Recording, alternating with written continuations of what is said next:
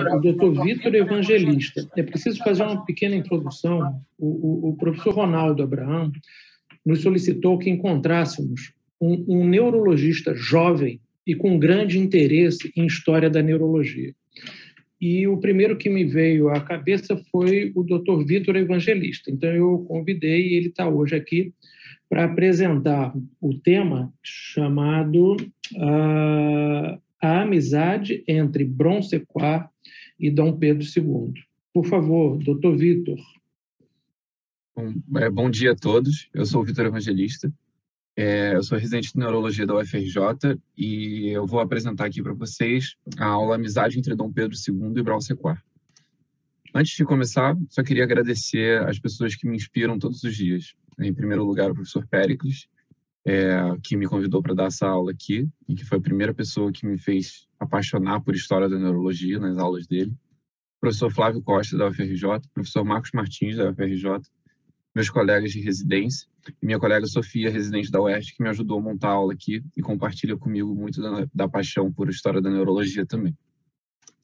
Então, assim, para falar dessa aula, eu sinto que eu tenho que introduzir um pouco os nossos personagens, né? Começando pelo Bron-Sequard, que, assim, não é um estranho para ninguém aqui, mas que tem uma história de vida muito incrível que eu queria deixar alguns fatos interessantes sobre a vida dele ditos aqui. Então, ele, o nome dele completo, Charles Edward Brown-Sequard. Ele nasceu como Charles Edward Brown, e só muitos anos depois é que ele foi adotar o nome da mãe dele, que era Sequard. Então, ele ficou muito tempo da sua vida sendo conhecido como Brown. E ele viveu entre 1817 e 1894, numa época que a gente sabe que foi muito agitada para a neurologia, com o surgimento das duas grandes escolas de neurologia, né, na França e na Inglaterra. Na França, na Salpêtrière, com Charcot, e na Inglaterra, com Queen Square, o National Hospital, e duas escolas nas quais Bron-Sequard teve bastante participação e interação com elas, principalmente no Queen Square, onde ele trabalhou. E foi mais ou menos a época que moldou a neurologia como a gente entende hoje. Então, foi uma época de grandes descobertas e grandes inovações, e o Bron-Sequard estava ali no centro disso tudo. E para o Brasil também foi uma época de grandes mudanças, que a gente vai falar mais à frente. O Bron-Sequard, ele nasceu bem longe da Europa. Ele nasceu aqui na ilha de Maurício, do lado de Madagascar. Essa ilha, na época que ele nasceu, era território britânico. Então, Bron-Sequard era oficialmente um cidadão britânico quando ele nasceu. A sua mãe era francesa e o seu pai americano. E, assim, esses três países do ciclo familiar dele mostram onde ele ia passar mais ou menos toda a sua vida trabalhando, indo e voltando para os Estados Unidos, a França e a Inglaterra. Tá? A mãe dele ficou com ele durante a infância toda dele. O pai dele também, parece que o pai dele era um navegador, que depois de perder o navio para piratas, ficou na ilha de Maurício. Mas, assim, Bron-Sequard, durante a sua infância, mostrou primeiro muito mais interesse por escrever peças, escrever dramaturgia, do que necessariamente uma ambição dentro da medicina. E foi isso que motivou ele a ir para Paris. Então, ele foi para Paris, ele falava francês, né, como sua mãe. Ele foi para Paris acompanhado da sua mãe para tentar ser escritor de peças. E parece que, chegando lá, as peças dele que ele apresentou inicialmente foram bastante mal recebidas, assim, receberam críticas duras. E ele, ficando muito desapontado com isso, tem um relato de que, num acesso de raiva, ele rasgou tudo que ele já tinha escrito, jogou tudo fora e decidiu largar essa carreira de vez e seguir para a carreira de medicina. Talvez ele conseguisse ter mais sucesso nessa área. E, assim, não estava errado. Ele, logo entrando na faculdade de medicina, foi um aluno excelente. Não foi pouco tempo até ele estar trabalhando com Trousseau, que era um dos melhores clínicos da época na França. E foi Trousseau quem primeiro fez Bron-Sequard se apaixonar por fisiologia, que foi a grande paixão do Bron-Sequard durante toda a sua vida. Tanto que Bron-Sequard, depois que se formou na faculdade de medicina, ele não começou a clinicar, ele não começou a atender pacientes. Ele, na verdade, se dedicou exclusivamente a fazer os seus procedimentos, seus experimentos, né, com fisiologia. No início, logo depois da sua formatura, o Bron-Sequard parecia muito interessado sobre a digestão. Ele queria muito saber o efeito do suco gástrico sobre os alimentos. e relatos de que ele já fazia várias autoexperimentações. Isso foi uma coisa que Brown Sequard fez durante a vida toda dele. A gente vai falar sobre algumas outras por aqui, mas essa do suco gástrico era muito interessante, que ele pegava um pedaço de esponja, amarrava um barbante, engolia e deixava ela não passar quando chegasse no estômago, ele puxava ela de volta. E assim ele conseguia estudar o suco gástrico sem que ele passasse pelas outras partes do trato digestivo. Só que logo, assim, depois, ele já passou a se interessar por neurologia, que foi o grande assunto de interesse dele durante a vida, apesar dele ser uma pessoa mais multifacetada. E na tese de doutorado dele, talvez ele tenha feito o trabalho mais famoso da sua vida, que é onde ele descreveu a síndrome de hemissecção medular, que é a síndrome que hoje em dia leva o seu nome. Por que isso foi tão importante? Assim, na época, ainda não se havia certeza sobre a neuroanatomia das vias sensitivas. O pensamento que era mais dominante era a proposta que foi feita pelo Charles Bell, que era de que todas as sensibilidades iam pelo cordão posterior da medula, sem cruzar. Todas elas iam por lá. E Brown Sequard, na tese de doutorado dele, depois com 3 outros casos, ele mostra que, na verdade, as sensibilidades superficial e profunda, elas passam por lugares diferentes da medula, e as sensibilidades superficiais, né, a dor e o tato, elas cruzam logo ao nível da medula, podendo, em lesões da metade da medula, elas estarem dissociadas a ponto de você ter perda de sensibilidade profunda do lado da lesão e perda de sensibilidade superficial contralateral à lesão. E isso é um conceito que basicamente mostrou para a gente, Brown Sequard foi quem descreveu o cruzamento das vias espinotalâmicas. Então isso é um conceito neuroanatômico essencial que a gente usa diariamente e que, na verdade, foi tudo graças a Brown Sequard. Então é uma coisa que a gente usa todo dia no nosso raciocínio de exame neurológico. Quando a gente vê uma perda de sensibilidade cruzada, dissociada, assim, isso localiza metade da medula. Essa lesão medular, isso é um conceito topográfico muito importante para a gente. Então, mas assim, não foi só isso que Brown Sequard fez, apesar disso ser o que mais carrega o seu nome hoje em dia. Ele fez uma observação muito importante num experimento que Claude Bernard foi o primeiro a sugerir que nervos poderiam ter influência em vasos. Isso foi uma observação, obviamente, de grande importância para o nosso entendimento do sistema nervoso autônomo. E foi Brown Sequard quem primeiro provou isso. Então, ele complementou essa hipótese de Claude Bernard, fazendo experimentos em coelhos. Então, Brown Sequard, estimulando o plexo simpático de coelhos, conseguiu notar mudanças da coloração da orelha deles, mostrando que os nervos poderiam realmente influenciar o tônus dos vasos. Então, toda essa questão de sistema nervoso autônomo começou por ali, que foi muito importante. Então, Brown Sequard, isso foi tudo jovem, Brown Sequard, logo depois de formado, nos primeiros anos depois da sua formatura, ele tinha feito já todas essas descobertas, mostrando uma pessoa completamente exponencial, mas ele fazia isso a muito custo pessoal. Os relatos são de que nessa época ele vivia tomando café o dia inteiro, para 2 coisas. Para não dormir, então ele ficava conseguindo trabalhar de 14 a 18 horas por dia, sem distração, e 2, para substituir o café por comida. Então ele vivia basicamente à base de café. Ele não fazia mais nada, ele não comia, ele tentava poupar o máximo de tempo possível para ele poder continuar estudando e experimentando. E, além disso, talvez até para poupar tempo de ter que ficar se deslocando, ele também fazia tudo dentro da própria casa dele. Então, ele experimentava dentro da casa dele, o laboratório dele era dentro da casa dele, e os animais que ele usava ficavam dentro da casa dele.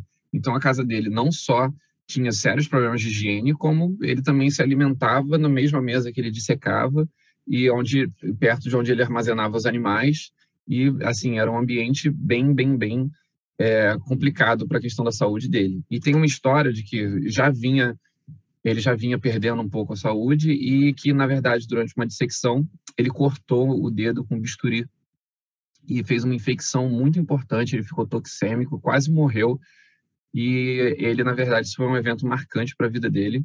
Ele viu que não poderia mais continuar vivendo assim e decidiu fazer uma mudança drástica da sua vida. Ele decidiu ir para os Estados Unidos. Indo para os Estados Unidos, ele foi sem falar uma palavra de inglês. Ele foi com uma carta de recomendação do Broca. E chegando lá, ele foi dar aula na Universidade de Virgínia. Que parece que isso não deu muito certo. Primeiro, porque os alunos não entendiam ele direito. E segundo, porque ele era muito politizado em relação à escravidão. Ele era extremamente contra a escravidão. E a Virgínia era um local onde ainda não tinha sido abolida a escravidão. Então, ele arrumou alguns problemas em relação a isso. acabou que ele ficou tendo que ganhar dinheiro dando aula de francês e fazendo partos baratos. E aí, assim, foi um período infeliz da vida dele. E aí, depois que ele soube que Maurício estava sendo, a sua ilha natal, né, a sua ilha de Maurício, vinha sendo acometida por uma epidemia de cólera, ele decidiu sair dos Estados Unidos e voltar para Maurício, onde ele ajudou a formar um hospital, organizar um hospital para o tratamento dos pacientes que vinham sofrendo de cólera, e onde ele começou a fazer experimentos também em busca da cura para a cólera. Ele achava que os opioides iam ser a cura para a cólera. Inclusive, ele ingeria vômito dos pacientes e tomava opioide depois para ver se isso poderia curar os sintomas da doença. Numa dessas, parece que ele se intoxicou de forma bastante importante e quase morreu. Bom, passado esse tempo, ele voltou para a França e lá ele começou a estudar muito organoterapia, que foram os princípios da terapia de reposição hormonal. Ele era um grande entusiasta disso e, na verdade, rendeu muitas críticas a ele. Aqui a gente tem alguns panfletos da época de que o Brown-Séquard fazia extratos de órgãos animais para repor pacientes. E ele, inclusive, fazia isso nele mesmo para estudar. Então, esse foi um grande interesse, uma área de interesse importante dele nessa época de retorno à França. Estudando isso, estudando neurologia, se interessou bastante por epilepsia, ele começou a ir em várias palestras na Inglaterra. E numa dessas ele fez alguns contatos importantes e acabou sendo convidado para ser médico, neurologista, do recém-formado Queen Square, que na época era o National Hospital for the Paralyzed and Epileptic, que hoje em dia é o National Hospital for Neurology and Neurosurgery, que foi o grande centro da Escola Britânica de Neurologia, né, no século XIX, lá onde foram formados diversos neurologistas famosos.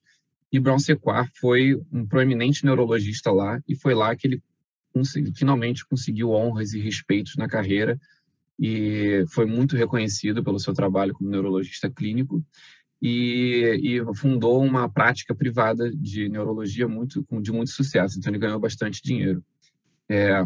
Inclusive estive lá, e tem um mural, tirei uma foto até para aproveitar para botar nessa aula, que eles, na verdade, estão homenageando passados médicos que já passaram por lá. Isso aqui bem no Queen Square. A gente vê o nome do Brown-Séquard aqui bem em destaque, entre outros nomes incríveis aqui, como Gowers, que foi o primeiro residente do Queen Square, talvez um dos maiores neurologistas britânicos, Hewlins Jackson, Russell Reynolds. Então, Brown-Séquard foi muito respeitado lá e realmente fez um trabalho incrível, apesar de ter ficado lá somente por pouco mais de 5 anos, porque depois que a sua esposa morreu, aproveitando um convite que ele tinha recebido para dar aula em Harvard, ele foi para os Estados Unidos. Enfim, ele não ficou mais no clima da Inglaterra. Ele, na verdade, nunca gostou de nenhum lugar sem ser a França. Mas ele não podia dar aula na França, ele não podia ser eleito professor na França, porque ele não era cidadão francês. Ele nasceu na Ilha de Maurício, que era território britânico. Então, assim, o período em Harvard também não foi muito feliz na sua vida. Aqui tem até um recorte de uma das suas aulas, que era da fisiologia, dava patologia. E assim, enquanto ele esteve lá, ele lutou para tirar a nacionalidade francesa, que depois que ele conseguiu, ele finalmente foi para o Colégio de France, aonde ele passou o resto da sua vida, onde ele fundou 3 jornais e publicou centenas de artigos, e onde ele foi mais feliz. Ele depois falaria que nunca foi feliz em nenhuma outra cidade que não fosse Paris. Então, essa história de Brown-Séquard, ele deixou um legado importante, talvez seja o cidadão mais ilustre da Ilha de Maurício, e eles têm várias homenagens a ele, inclusive já foi capa de moeda no centenário da morte dele. E assim, o que isso tem a ver com Dom Pedro II? Dom Pedro II não é estranho para ninguém aqui, foi nosso segundo e último imperador. Ele foi contemporâneo de Brown-Séquard, numa época onde o Brasil tinha muita influência europeia na moda, na medicina e nos costumes, principalmente da França. Então a gente vê que todas as festas, todas as roupas, tudo isso era muito influenciado pela cultura europeia. E assim, na medicina e nos estudos, no geral, também era muito comum os filhos dos ricos aqui do Brasil irem estudar na Europa. Isso não era diferente na medicina. Aloysio de Castro e Antônio Austrégésilo, 2 grandes neurologistas aqui do Rio de Janeiro, que foram realmente alguns dos fundadores, o professor Austrégésilo, então foi o primeiro professor de neurologia da UFRJ, foram os fundadores da neurologia aqui no Brasil, estudaram na Europa, na França especificamente com Pierre e Marie. Então aqui a gente tem a foto deles. E assim, Pedro II, assim como vários outros monarcas da época, quando se encontrou com problemas de saúde, foi procurar ajuda dos melhores médicos do mundo. Então, ele não só foi atendido pelos melhores médicos do Brasil, então tem relatos de que o seu médico, o Mota Maio, viu, e que ele também foi visto por Torres Homem, que era um grande clínico da época, que foi quem, inclusive, escreveu o primeiro livro de neurologia do Brasil. Mas, na verdade, ele foi procurar opiniões médicas na Europa, com os melhores médicos do mundo. E isso motivou o encontro dele com duas grandes proeminentes figuras da neurologia, o Charcot e o Brown-Séquard. Isso era uma prática muito comum, e inclusive ser visto por vários médicos era uma coisa muito comum entre os monarcas da época. Então, assim, talvez a relação mais famosa que Dom Pedro II tenha tido com a neurologia tenha sido sua relação com Charcot. Então, Jean-Martin Charcot, a gente sabe, foi o grande pai da neurologia, né, o grande pai da neurologia, principalmente a escola francesa, e ele foi médico de Dom Pedro II. Dom Pedro II sofria de intensas dores nos membros inferiores e uma astenia muito importante. E Charcot diagnosticou ele com neuropatia periférica, com diabetes, provavelmente a causa da neuropatia periférica dele, e neuroastenia. E Dom Pedro II, inclusive, foi quem deu a famosa macaca do Charcot para ele, a Rosalie. E aqui a gente vê fotos do artigo do professor Tave, a gente tem o Charcot com a macaca dele, que foi dada por Dom Pedro II. Eles desenvolveram uma relação boa, e inclusive foi Charcot um dos médicos que assinou o atestado de óbito do nosso imperador, morreu de pneumonia. Então aqui tem a assinatura de Charcot no atestado de óbito de Dom Pedro II. E assim, a gente sabe que Dom Pedro II também foi atendido por Brown-Séquard nessas viagens em busca de ajuda médica, e com Brown-Séquard, o nosso imperador talvez tenha até desenvolvido uma relação de mais de amizade e de admiração mútua. Então, existem diversos trabalhos sobre as cartas trocadas entre Dom Pedro II e o Brown-Séquard, e o conteúdo dessas cartas tende a ser sempre assuntos de cultura, de arte, de medicina. A gente sabe que o Dom Pedro II era extremamente interessado em ciência e arte, ele era extremamente culto. Ele assistia palestras na Europa. Em várias dessas palestras, parece ele ter encontrado o Brown-Séquard e eles discutiam assuntos dessas palestras. Ele foi, inclusive, em palestras do Brown-Séquard.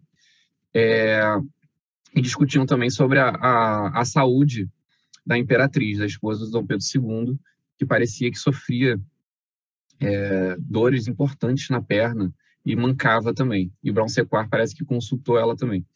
Inclusive, tão grande era a admiração de Dom Pedro II por Brown-Séquard, que tem uma carta que, após a morte de Claude Bernard, onde um dos assentos da Academia Francesa de Medicina ficou vago, Dom Pedro II fala que finalmente deveriam fazer justiça e dar esse lugar para o Brown-Séquard, que foi o que aconteceu de fato. Brown-Séquard sucedeu Claude Bernard, não só na descoberta dos nervos vasomotores, eles também compartilham a coincidência dos dois terem tentado ser escritores de peça dramaturgos no início da carreira, e Brown-Séquard sucedeu Claude Bernard num assento na Academia de Medicina da França. Numa das biografias do Brown-Séquard, isso aqui é bem curioso, tem um trecho que eu estava estudando para essa aula que ele, inclusive, o biógrafo, fala que Dom Pedro II aboliu a escravidão sob o conselho de Brown-Séquard. Isso talvez seja um exagero histórico, a gente sabe que Dom Pedro II já vinha pensando sobre isso independente, e em nenhum momento ele faz uma menção de que foi graças a Brown-Séquard que fez isso, mas a gente sabe que Brown-Séquard tinha uma opinião bem importante em ser contra a escravidão. Foi até o que deu o problema para ele quando ele estava em Virgínia, e não é impossível que ele tenha falado com Dom Pedro II, pelo menos alguma vez, sobre acabar com a escravidão no Brasil. Então, pensar que ele também deu opiniões políticas no Brasil é uma coisa interessante. A gente sabe que tem 3 fotos da vida do Brown-Séquard, tem essas 3 fotos, e uma delas foi tirada para ser dada de presente ao Dom Pedro II, que mostra só a relação que os dois tinham, de parecer bastante amizade, bastante admiração um pelo outro, e que, assim, no momento que foi tão importante para a história do Brasil e da neurologia, as nossas culturas estarem conectadas assim é uma coisa bem interessante, e eu acredito que talvez algumas pessoas não soubessem dessa história, que eu achei muito interessante. Então, a vida do Brown-Séquard vai muito além da síndrome que leva o seu nome, inclusive bastante interação com o nosso segundo imperador, que é uma coisa muito interessante. Então, aqui as referências das imagens, e eu queria agradecer a todos pela aula. Um bom resto de congresso para vocês. Ótimo. Vitor, muito obrigado. Excelente aula sobre essas duas figuras históricas.